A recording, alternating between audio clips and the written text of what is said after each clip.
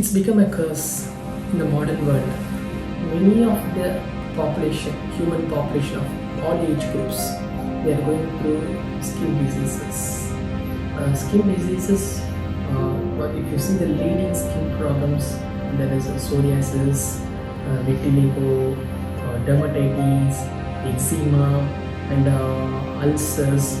There are multiple skin problems because there is a radiation that is happening and the UV light protection is getting reduced. It can be an external reason and so many internal reasons. We are now using a lot of perfumes, chemicals. We are applying a lot of chemicals in the body in the form of applications like creams, ointments, and everything we are applying. We are using, and most of the chemicals entering into our body are having problems. So we are moving away from the nature and trying to do something like to enhance our skin looks. In that case, if you see in Ayurveda treatments, naturally itself we do a lot of skin lightening therapies, skin glowing therapies.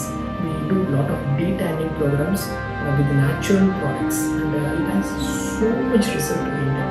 But now what I am trying to deliver my message in this video is many of the people are suffering from the psoriasis, and why I want to insist among the skin lesions more about psoriasis is it is one of the diseases which has high incidence and reason behind is behind the stress.